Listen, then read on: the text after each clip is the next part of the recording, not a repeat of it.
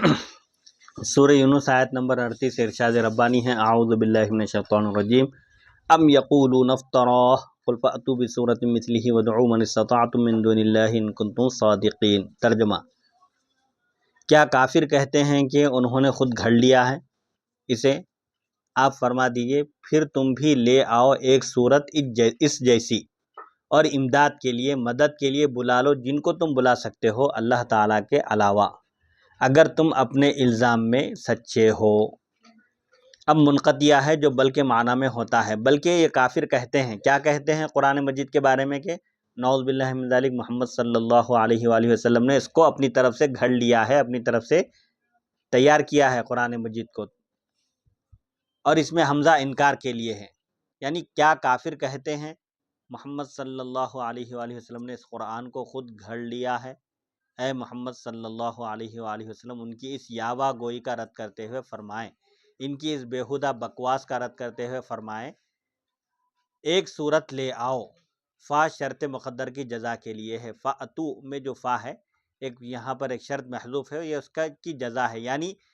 ان افتریتہ فأتوا انتم ایضا بصورۃ، اگر تمہارا یہ دعویٰ ہے کہ میں نے اس کلام کو گھڑ لیا ہے، اپنی طرف سے بنایا ہے، تو تم بھی ایک صورت لے کر آؤ، یعنی اگر میں نے خود قرآن گھڑا ہے تو تم بھی ایک صورت پیش کر دو جو فصاحت و بلاغت، حسن نظم اور قوت معنی میں قرآن کے جیسی ہو، قرآن کے مشابہ ہو، فصاحت اور بلاغت کے اعلیٰ معیار پر فائز ہو، تم فصحائے عرب ہو، کیونکہ تم بھی میری طرح عربی بھی ہو اور فصیح بھی ہو، بلکہ نظم اور عبارت میں تمہاری مشق مجھ سے کہیں زیادہ ہے۔ فصحائے عرب، بلغائے عرب جو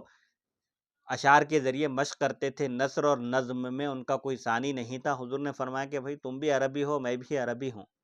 تم بھی عرب سے تعلق رکھتے ہو، تم کو بھی فصاحت اور بلاغت میں مہارت ہے، بلکہ مجھ سے زیادہ تم اسی کام میں لگے ہوئے ہو، فصاحت اور بلاغت کی مشق میں، تو تم پھر پیش کر کے بتاؤ، اور بلا لو ان کو بھی جو اس کام میں تمہاری معاونت کر سکتے ہیں۔ تم کو اختیار ہے، تم جس کو چاہے جن اور انسان میں سے جس کی مدد لینا چاہے لے سکتے ہو، ان کو بلا لو، ان کی مدد طلب کرو، اللہ کو چھوڑ کر، اللہ تعالیٰ کے علاوہ، اللہ تعالیٰ کے سوا کوئی دوسرا اس معجز کلام کے مثل لانے پر قادر نہیں ہے۔ یہ اللہ تعالیٰ کا کلام ہے جو کلام معجز ہے، اس کا کوئی انسان مقابلہ نہیں کر سکتا۔ کیوں؟ اس لیے کہ قرآن مجید اللہ تعالیٰ کا کلام ہے، اور کلام اللہ کی صفت ہے، جس طرح اللہ تعالیٰ کی ذات بے مثل اور بے مثال ہے، اسی طرح اس کے تمام صفات بھی بے مثل اور بے مثال ہے۔ اگر تم محمد صلی اللہ علیہ وآلہ وسلم پر قرآن کے گھڑنے کا الزام لگانے میں سچے ہو، تو پھر تم بھی ایک ایسا کلام، ایسی ایک چھوٹی سی صورت ہی تیار کر کے پیش کر کے بتاؤ۔ یہ شرط ہے ان کنتم صادقین، مگر ما قبل کلام کی وجہ سے اسے جزا کی ضرورت نہیں ہے۔ اس سے پہلے فأتوا بصورۃ جو ہے اس کی وجہ سے اب یہاں ان کنتم صادقین یہ شرط ہے، تو پھر اس کی اور ایک جزا کی ضرورت نہیں ہے، یعنی اگر تم سچے ہو اس الزام میں کہ محمد صلی اللہ علیہ وآلہ وسلم نے قرآن مجید کو اپنی طرف سے پیش کیا ہے، گھڑا ہے، تو پھر اس کی مثل پیش کرو، کیونکہ تم بھی عرب ہو، تم کو بھی فصاحت اور بلاغت میں دسترس اور قدرت حاصل ہے، مگر وہ ایسا نہ کر سکے۔ دعویٰ کیا گیا، جب ان کو چیلنج کیا گیا تو وہ اس چیلنج کو قبول نہیں کر سکے، وہ ایسا نہ کر سکے۔ اس آیت کریمہ میں جب انہیں قرآن کا مقابل، قرآن کے جیسی کتاب پیش کرنے کا چیلنج کیا گیا، تو اب انہیں قرآن کے نظم اور اس کے معانی میں غور و فکر کی دعوت دی جا رہی ہے۔ جب وہ لوگ اس سے عاجز آ گئے، اس جیسا کلام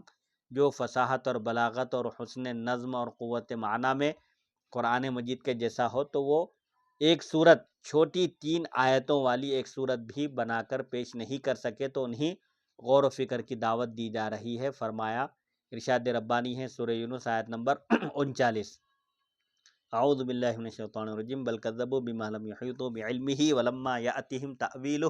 کذالک کذب الذین من قبلہم فانظر کیف کان عاقبۃ الظالمین، بلکہ انہوں نے جھٹلایا اس چیز کو جسے وہ پوری طرح جان نہ سکے، یعنی جس چیز کو وہ جان نہیں سکتے تھے،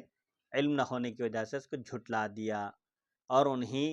نہیں آیا ان کے پاس اس کا انجام، اور ابھی تک اس کی تعویل ان کے پاس نہیں آئی۔ اسی طرح بے علمی سے جھٹلایا انہوں نے جو ان سے پہلے تھے، ان سے پہلے والے لوگ بھی لا علمی کی وجہ سے جھٹلا دیے، پھر دیکھ لو کیسا انجام ہوا ظالموں کا۔ قرآن کریم کا انکار ان کی تحقیق و تفکر کا نتیجہ نہیں، غور و فکر کر کے کسی ایک نتیجے پر پہنچ کر انہوں نے قرآن کا انکار نہیں کیا، بلکہ انہوں نے تو سنتے ہی اس کا انکار کر دیا، اس کلام کو جیسے ہی سنا فوراً انکار کر دیا، غور و فکر نہیں کیا، تأمل سے سوچنے اور سمجھنے کی صلاحیتوں کا انہوں نے استعمال نہیں کیا، اب ہی انہوں نے اس کے معانی کے بحر زخار میں غواصی کی ہی نہیں تھی۔ یہ قرآن مجید ایک سمندر ہے، ایک بحر بے قرار ہے، یعنی ایک ایسا سمندر ہے جس کا کوئی کنارہ نہیں ہے، اس کے ایک بحر زخار ہے، ٹھاٹھے مارتا ہوا ایک سمندر ہے، ابھی انہوں نے اس میں غوطہ زنی نہیں کی، ابھی اس میں تیراکی نہیں کی، اس میں غور و فکر کی زحمت بھی نہیں اٹھائی تھی، پہلے ہی اول مرحلے میں انہوں نے قرآن مجید کا انکار کر دیا، انہوں نے اس کی عظمت شان کا احاطہ ہی نہیں کیا، یعنی ان کو پتہ ہی نہیں ہے کہ یہ کس شان کا کلام ہے اور اس کی کیا عظمت ہے اور اس کا کیا مقام ہے، ان کو پتہ ہی نہیں ہے، اور انہیں یہ معلوم ہی نہیں کہ اس کی مثال پیش کرنا کسی بشر کے لیے ممکن ہی نہیں ہے، یہ جانتے تک بھی نہیں کہ یہ کیسا کلام معجز ہے، یہ کسی بشر کے بس کی بات نہیں ہے کہ اس جیسا کلام، ایک چھوٹی صورت 3 آیتوں والی ایک چھوٹی ہی صورت ساری مخلوق مل کر بھی پیش کرنے سے عاجز اور قاصر ہے، یعنی وہ قرآن کے وعدوں، وعیدوں اور مبدا و معاد کی خبروں کا علم حاصل کرنے کے بعد ان کی حقیقت کو نہ سمجھ سکے، حالانکہ ان کے لیے سابقہ کتب کے علماء سے ان چیزوں کا علم حاصل کرنا ممکن تھا۔ عرب کے مشرکین اور کفار کے لیے یہود و نصارہ سے پوچھ کر ان چیزوں کو وہ معلوم کر سکتے تھے، اگر وہ علماء سے رجوع کرتے، علماء کے پاس جاتے تو اس قرآن کی حقیقت و صداقت ان پر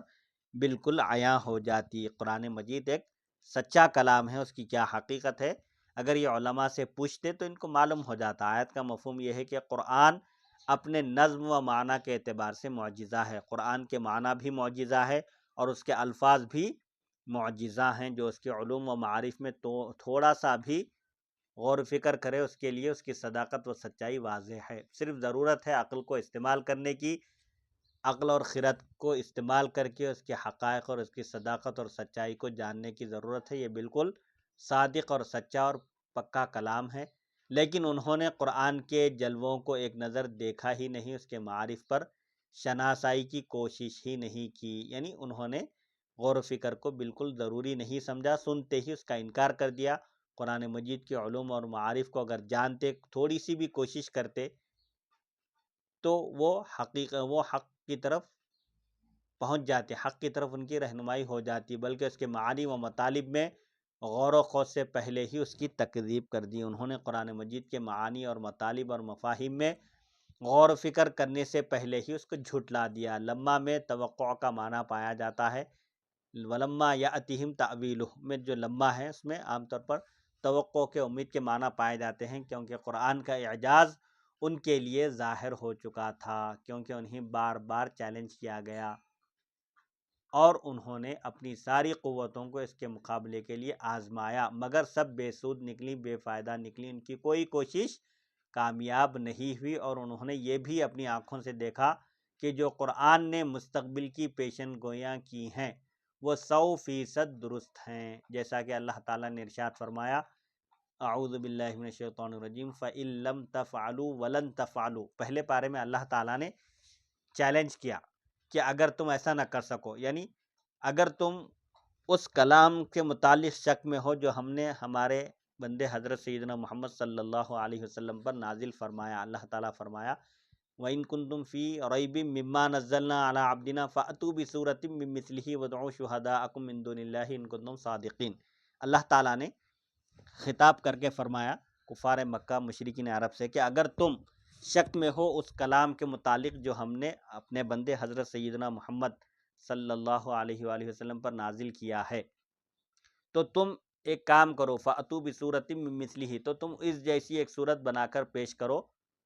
اور تم اپنے گواہوں کو یعنی اپنے معبودان باطل کو، اپنے مددگاروں کو بلاؤ، پکارو، طلب کرو،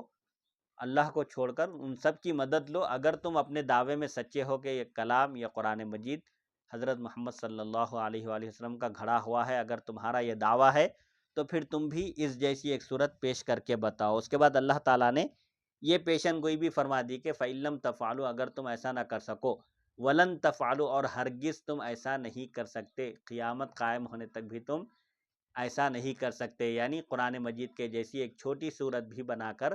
پیش نہیں کر سکتے۔ تو یہ کیا ہے؟ یہ مستقبل کی پیشن گوئی ہے کہ کبھی بھی تم اس جیسا کلام پیش نہیں کر سکتے، اس جیسا کلام پیش کرنے سے قاصر ہو۔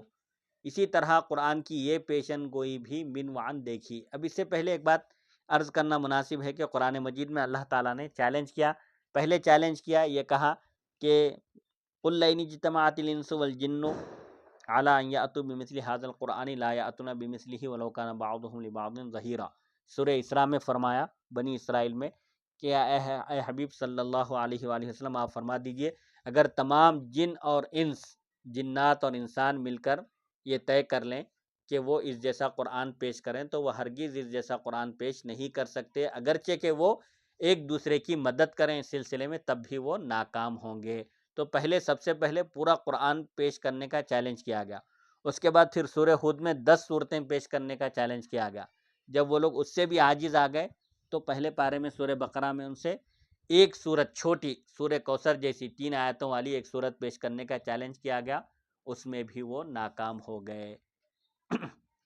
اسی طرح قرآن کی یہ پیشن گوئی بھی کفار اور مشرکین نے من وعن دیکھی۔ قرآن نے جو پیشن گوئی کی تھی، جو مستقبل میں پیش آنے والی جو خبر دی تھی، وہ من وعن حرف بحرف صحیح سچی ثابت ہوئی۔ وہ کیا ہے خبر؟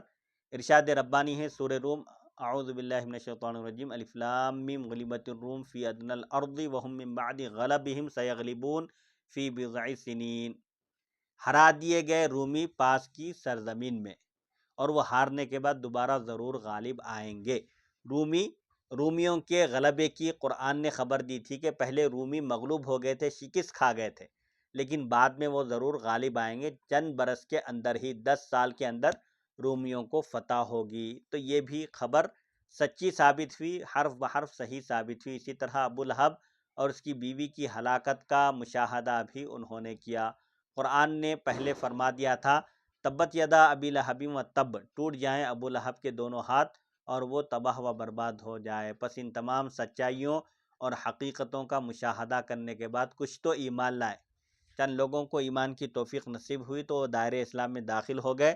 اور کچھ اپنی سرکشی اور اناد کی وجہ سے ایمان نہ لائے، اپنی سرکشی پر اڑے رہے۔ اللہ تعالیٰ نے فرمایا یعرفونہ کما یعرفون ابناءہم، اہل کتاب وہ حضور پاک علیہ السلام کو ایسے پہچانتے ہیں جیسے وہ اپنی اولاد کو پہچانتے ہیں، اپنے بیٹوں کو پہچانتے ہیں، بلکہ بیٹوں سے زیادہ شدید ان کو معرفت حضور کی حاصل ہے کہ ان کو سابقہ آسمانی کتابوں میں حضور پاک علیہ السلام کے اوصاف بھی بتا دیے گئے تھے، اور آپ کی آمد کی خبر بھی دی گئی تھی، اور آپ کی ہجرت کی جگہ بھی بتائی گئی تھی۔ بہرحال وہ حضور پاک علیہ السلام کو آپ کے ظاہری طور پر اس دنیا میں تشریف لانے سے پہلے بھی جانتے تھے، پہچانتے تھے، آپ کے اوصاف کا ان کو علم تھا۔ اپنے بیٹوں کے بارے میں ان کو شک ہو سکتا تھا، لیکن آپ کی معرفت کے بارے میں ان کو بالکل شک نہیں تھا کہ آپ ہی نبی امی اور نبی آخر الزماں ہیں۔ اس کے باوجود انہوں نے عناد اور سرکشی کی وجہ سے کچھ یہود و نصارہ نے آپ کو تسلیم نہیں کیا، نہیں مانا۔ اور ایک مقام پر اللہ تعالیٰ نے ارشاد فرمایا وَجَحَدُوا بِهَا وَاسْتَيْقَنَتْهَا أَنفُسُهُمْ ظُلْمًا وَعُلُوًّا، اور انہوں نے ان آیات کا انکار کیا، جھٹلا دیا، حالانکہ ان کے دل یقین کر لیے تھے کہ وہ اللہ کے پیغمبر ہیں، اور انہوں نے جو معجزات بتائے وہ کوئی جادو نہیں ہے، وہ اللہ کی جانب سے عطا کردہ ان کی حقانیت اور ان کی صداقت کی دلیل ہیں۔ دل اور عقل تسلیم کر لی تھی، لیکن انہوں نے انکار کیوں کیا؟ ظلم و علوا، ظلماً انکار کیا، ظلم ڈھاتے ہوئے، ظلم کرتے ہوئے، اور اپنی برتری کو برقرار رکھنے کے لیے۔ اسی لیے اہل کتاب دوسروں کو تلقین کرتے تھے اسلام لانے کی۔ جب ان سے کہا جاتا اہل کتاب کے علماء سے کہ تم کیوں نہیں اسلام لاتے، تو وہ کہتے کہ اگر ہم ان کے آگے جھک جائیں تو پھر ہماری ریاست، ہماری سرداری جاتی رہے گی۔ اسی کو قرآن نے فرمایا اتأمرون الناس بالبر وتنسون انفسکم وانتم تتلون الکتاب افلا تعقلون، کیا تم لوگوں کو نیکی کا حکم دیتے ہو، یعنی اہل کتاب کو ایمان لانے کے لیے کہتے ہو، اور جو ایمان لائے ہیں ان کو ایمان پر ثابت قدم رہنے کے لیے کہتے ہو، اور خود اپنے آپ کو بھول جاتے ہو،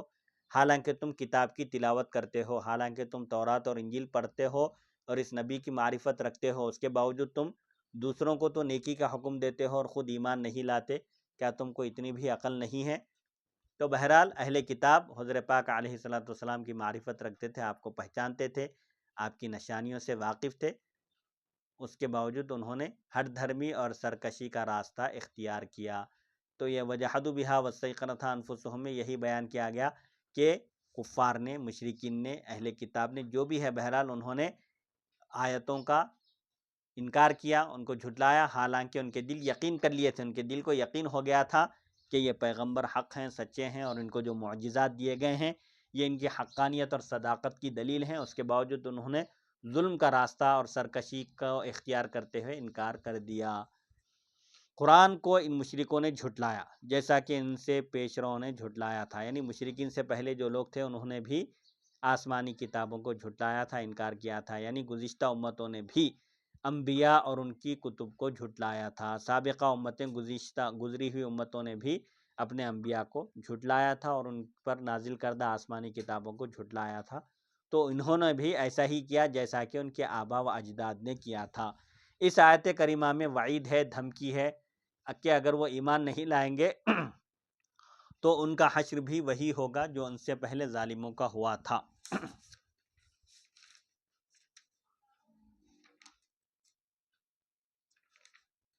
آیت نمبر 40 سورہ یونس ارشاد ربانی ہے، اعوذ باللہ من الشیطان الرجیم، ومنہم من یؤمن بہ ومنہم من لا یؤمن بہ وربک اعلم بالمفسدین۔ اور ان میں سے کچھ ایمان لائیں گے اس پر، یعنی قرآن پر، اور ان میں سے کچھ ایمان نہیں لائیں گے اس پر، اور آپ کا رب خوب جانتا ہے مفسدوں کو، بگاڑ پیدا کرنے والوں کو، نظام درہم برہم کرنے والوں کو خوب اچھی طرح جانتا ہے۔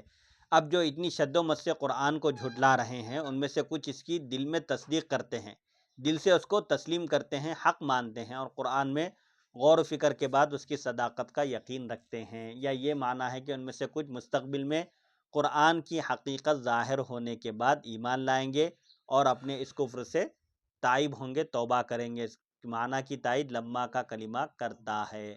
ولما یاتہم تاویلہ، کیونکہ اس میں توقع کا معنی پایا جاتا ہے۔ ابھی قرآن کے اسرار اور اس کے معنی اور مطالب ان پر ابھی نہیں کھلے، جب کھلیں گے تو یہ لوگ قرآن کی تصدیق کرنے پر مجبور ہو جائیں گے، اور ان میں سے کچھ اپنی نادانی اور عبادت کی وجہ سے اور قدرت کے اس فیصلے کی وجہ سے کہ ان کی موت کفر پر ہوگی، وہ ایمان نہیں لائیں گے۔ علم ازلی میں جن کے تعلق سے یہ طے تھا کہ یہ ایمان نہیں لائیں گے، تو ظاہر بات ہے وہ مرنے تک بھی ایمان نہیں لائیں گے، ان کی موت کفر پر ہوگی، ظاہر بات ہے وہ ایمان نہیں لائیں گے۔ اور اللہ تعالیٰ معاندین اور مصرین کو خوب جانتا ہے، سرکشوں کو وہ خوب جانتا ہے، اور جو کفر پر جمے ہوئے ہیں اور اپنی سرکشی پر اڑے ہوئے ہیں اللہ تعالیٰ ان کو خوب جانتا ہے۔ یہ آیت نمبر 40 کی تفسیر تھی۔ سورہ یونس آیت نمبر 41 سے ارشاد ربانی ہے، وَإِن كَذَّبُوكَ فَقُل لِّي عَمَلِي وَلَكُمْ عَمَلُكُمْ أَنتُمْ بَرِيئُونَ مِمَّا أَعْمَلُ وَأَنَا بَرِيءٌ مِّمَّا تَعْمَلُونَ۔ ترجمہ: اور اگر وہ آپ کو جھٹلا دیں تو آپ فرما دیجئے، میرے لیے میرا عمل ہے اور تمہارے لیے تمہارا عمل، تم بری الذمہ ہو اس سے جو میں کرتا ہوں، اور میں بری الذمہ ہوں اس سے جو تم کرتے ہو، یعنی تمہارے لیے تمہارا عمل، میرے لیے میرا عمل، میں تمہارا ذمہ دار نہیں تمہارے اعمال کا، اور نہ تم میرے اعمال کے ذمہ دار ہو۔ یہ آیت کا ترجمہ تھا۔ تفسیر: اے پیارے حبیب صلی اللہ علیہ وآلہ وسلم، اگر حجت کے قیام کے بعد بھی، دلیل قائم ہونے کے باوجود بھی اگر یہ آپ کی تکذیب کرتے ہیں، آپ کو جھٹلاتے ہیں، تو آپ ان سے برات کا اظہار کیجیے، آپ ان سے بری ہو جائیے اور ان سے فرمائیے میرے اعمال کی جزا ہے اور تمہارے اعمال کی اپنی سزا ہے، تم میرے اعمال کے جواب دہ نہیں ہو اور تم سے میرے اعمال کا مواخذہ نہیں کیا جائے گا، اور میرا عمل تمہیں کچھ نقصان نہیں پہنچائے گا، میرے عمل کا میں ذمہ دار ہوں اور تمہارے عمل کے تم، اس لیے تم مجھے اذیت دینے سے، تکلیف دینے سے باز آ جاؤ، اور جو میں کرتا ہوں اس کی وجہ سے مجھ پر طعن نہ کیا کرو، میں اپنی راہ چل رہا ہوں، میں اپنے راستے پر صراط مستقیم پر قائم ہوں، تم مجھے ملامت نہ کرو، اور جو تم کرتے ہو ان کا مواخذہ مجھ سے نہ ہوگا، تمہارے عمل کے تم ذمہ دار ہو، تم اگر برائی کرو گے تو اس کی سزا تم کو ملے گی، میں جواب دہ، میں ذمہ دار نہیں ہوں، میں تو تمہیں وہ بات کہتا ہوں جو تمہارے بھلے کی ہوتی ہے، میں چونکہ خیر خواہ ہوں، نصیحت کرنے والا ہوں، تمہاری بھلائی کے لیے مجھے بھیجا گیا ہے، تو میں تم کو وہی بات بتاتا ہوں جو تمہارے فائدے کی، بھلے کی ہوتی ہے، میں یہ سب کچھ تمہارے ساتھ اخلاص کی وجہ سے کرتا ہوں، مجھے تم سے کوئی غرض نہیں ہے، نہ میں تمہارے مال کا طالب ہوں اور نہ ہی تمہاری کسی چیز کا میں خواہش مند ہوں، میں تو بس اللہ کے لیے، اللہ کی خوشنودی کے لیے تم کو جہنم کی آگ سے بچانے کے لیے بھیجا گیا ہوں۔ رسول اللہ صلی اللہ علیہ وآلہ وسلم نے فرمایا، میری مثال اور جس کے ساتھ مجھے بھیجا گیا یعنی قرآن مجید، اس کی مثال اس شخص کی طرح ہے، میری اور قرآن کی مثال اس شخص کی طرح ہے، اس شخص کی مانند ہے جو ایک قوم کے پاس آیا اور کہا، اے لوگو، میں نے ایک لشکر اپنی آنکھوں سے دیکھا ہے اور میں کھلم کھلا ڈرانے والا ہوں، اپنے آپ کو بچا لو، اپنے آپ کو بچا لو۔ ایسا ایک شخص اپنی قوم کے پاس آ کر کہا، کھلم کھلا ان کو ڈرایا اور کہا کہ ایک لشکر جو تم پر حملہ آور ہونے والا ہے، میرا کام ہے آگاہ کرنا، ڈرانا، وقت سے پہلے، قبل از وقت آگاہ کرنا، میں تم کو ڈرا رہا ہوں، لہٰذا تم اپنے آپ کو بچا سکتے ہو تو بچا لو۔ بس ان میں سے کچھ لوگوں نے اس کی بات مان لی اور رات کے اندھیرے کو غنیمت سمجھ کر چل پڑے اور وہ نجات پا گئے، یعنی جنہوں نے ڈرانے والی کی بات پر توجہ دی اور اس کی بات پر عمل کیا وہ نجات پا گئے۔ کچھ لوگوں نے اس شخص کی تکذیب کی، کچھ لوگوں نے اس کی بات کو نہیں مانا، تسلیم نہیں کیا اور اپنی ہی جگہ ٹھہرے رہے۔ صبح سویرے لشکر نے ان پر چڑھائی کر دی، حملہ کر دیا، ہلہ بول دیا اور انہیں ہلاک کر دیا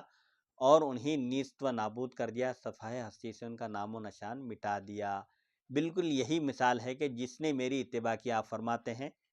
صلی اللہ علیہ وآلہ وسلم کہ جس نے میری پیروی کی، میری بات مانی اور جو کچھ میں لے کر آیا اس کی اتباع کیا، اس پر عمل کیا، وہ یقیناً کامیاب ہو گیا اور نجات پا گیا۔ اور یہی مثال ہے کہ جس نے میری نافرمانی کی، میری بات نہیں مانی، میری تصدیق نہیں کی اور جو میں حق لے کر آیا اس کی تکذیب کی، اس کو جھٹلا دیا، وہ ہلاک ہو گیا۔ یہ حدیث بخاری و مسلم میں موجود ہے۔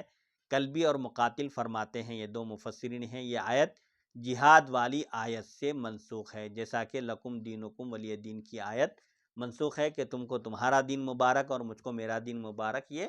جہاد والی آیت سے یہ حکم منسوخ ہے۔ اس طرح کافروں کو نہیں چھوڑا جا سکتا، ان کو دین کی دعوت دی جائے، نہ ماننے پر پھر ان سے جہاد کیا جائے۔ یہ آیت نمبر 41 کی تفسیر تھی۔ اب آیت نمبر 42 سورہ یونس ارشاد ربانی ہے، اعوذ باللہ من الشیطان الرجیم، وَمِنْهُمْ مَنْ يَسْتَمِعُونَ إِلَيْكَ أَفَأَنْتَ تُسْمِعُ الصُّمَّ وَلَوْ كَانُوا لَا يَعْقِلُونَ، اور ان میں سے کچھ ایسے بھی ہیں جو بظاہر کان لگاتے ہیں آپ کی طرف، جو غور سے سننے کی کوشش کرتے ہیں، تو کیا آپ سناتے ہیں بہروں کو خواہ وہ کچھ نہ سمجھتے ہوں؟ یعنی کیا کوئی بہروں کو سنا سکتا ہے؟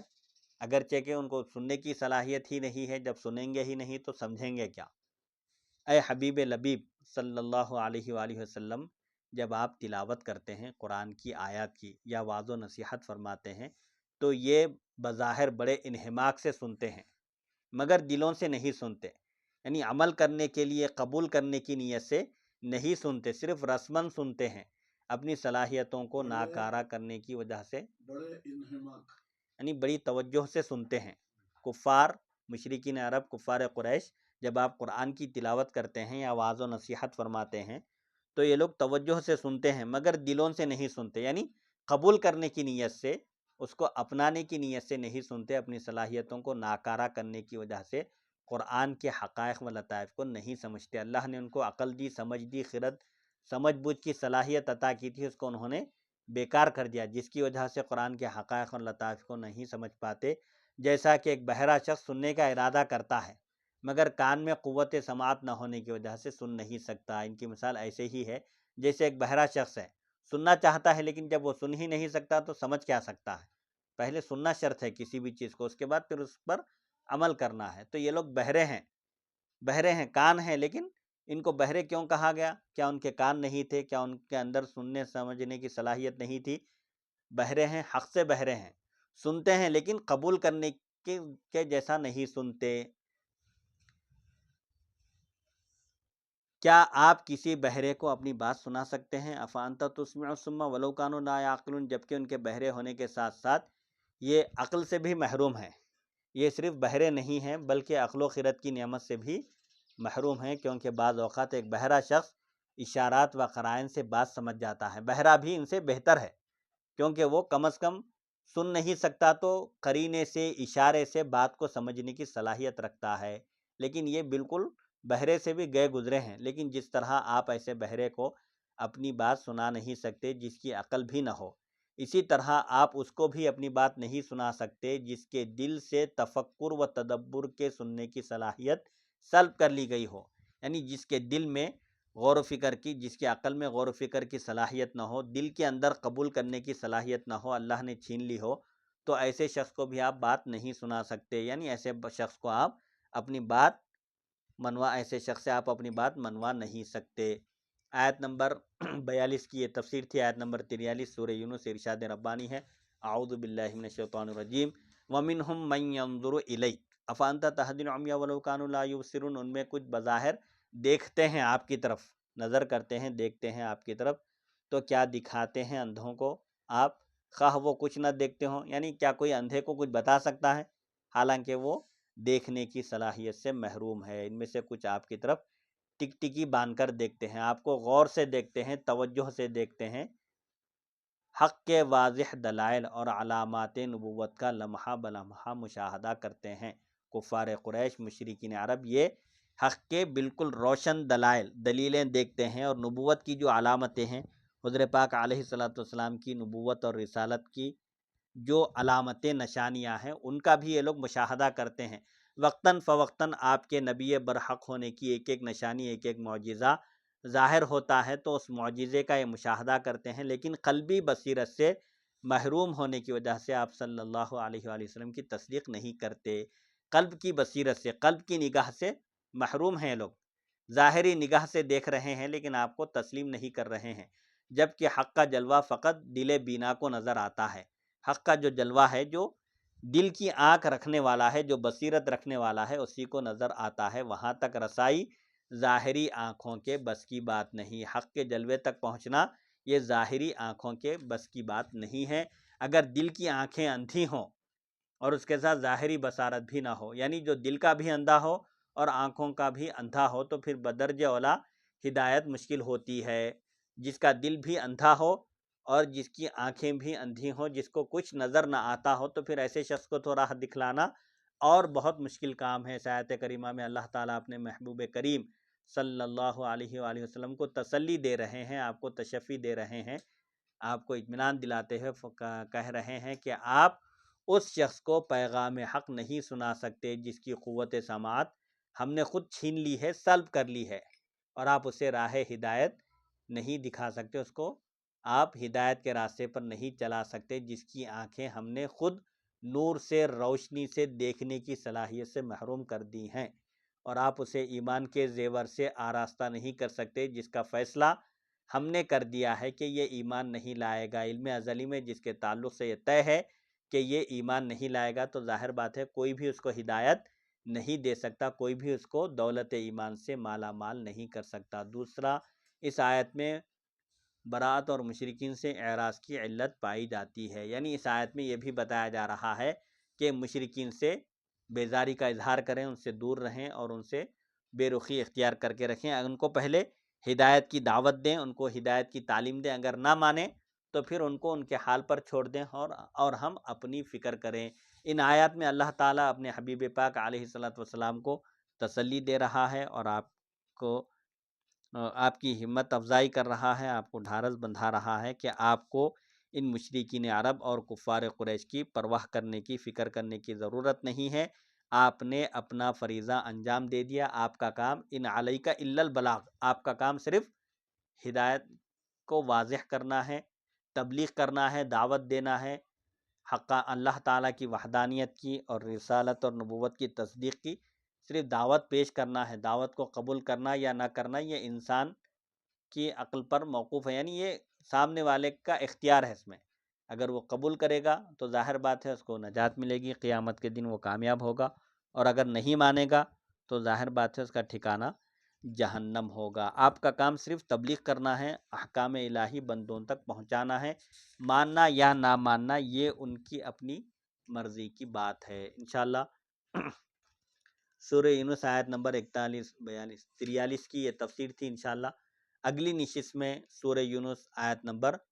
34 پر گفتگو ہوگی۔ وصلی اللہ تعالی علی خیر خلقہ سیدنا محمد و آلہ و صحبہ اجمعین والحمد للہ رب العالمین۔